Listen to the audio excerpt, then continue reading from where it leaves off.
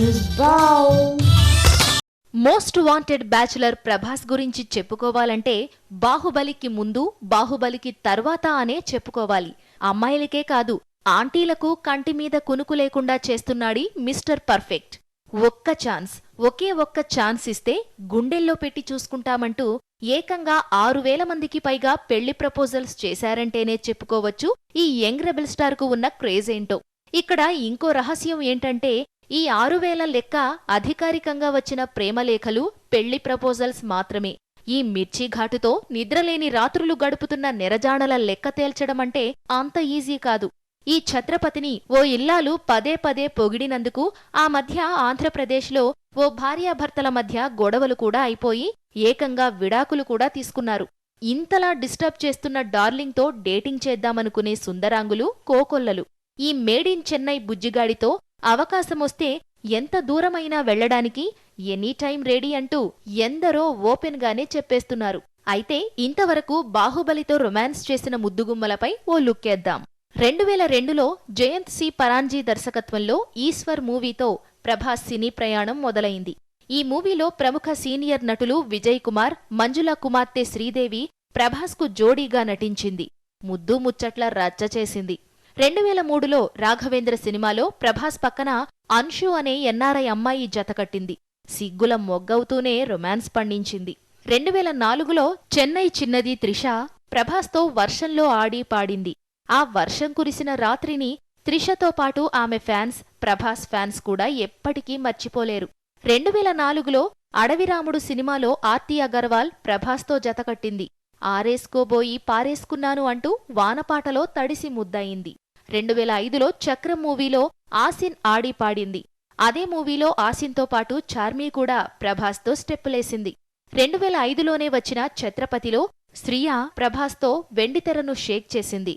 ఈ మూవీలోనూ ఓ ఐటం సాంగ్లో మరోసారి ఆర్తి అందాలు ప్రభాస్ ఫ్యాన్స్కు పండగ చేశాయి. 2006లో రిలీజైన పౌర్ణమిలో ప్రభాస్ సరసన మళ్లీ త్రిష, చార్మీ నటించారు. 2007లో యోగితో నయనతార నటించింది. వెండితెరను వేడెక్కించింది. 2007లోనే కండలు తిరిగిన మున్నాతో బక్కచిక్కిన నడుముతో ఇలియానా రొమాన్స్ చేసేసింది.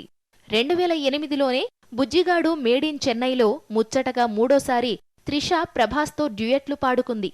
త్రిషతో పాటు ఈ సినిమాలో బుజ్జిగాడితో కన్నడ హీరోయిన్ సంజన కూడా లవ్ ట్రాక్ నడిపింది.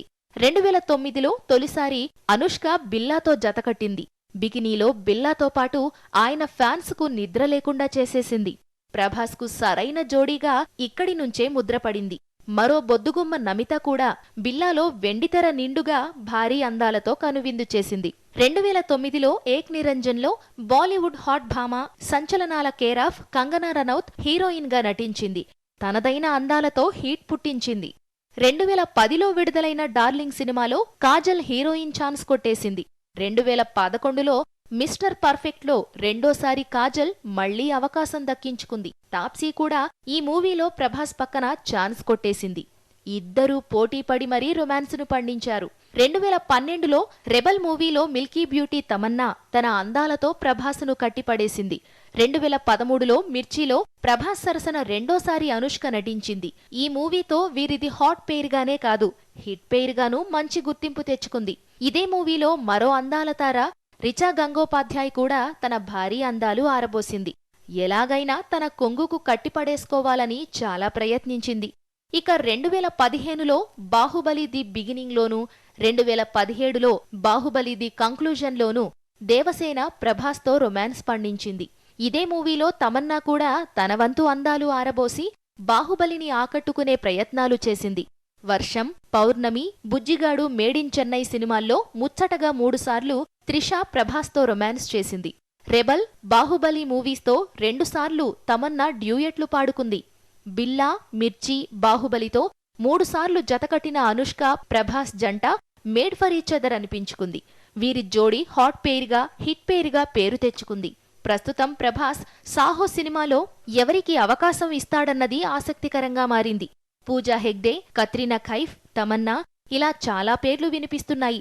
చూద్దాం ఈసారి ప్రభాస్ ఎవరితో జతకడతాడో. హాయ్ బిజీ పీపుల్, ఈ వీడియో బాగుందా? మరిన్ని వీడియోస్ కోసం ప్లీజ్ సబ్స్క్రైబ్ న్యూస్ బౌల్.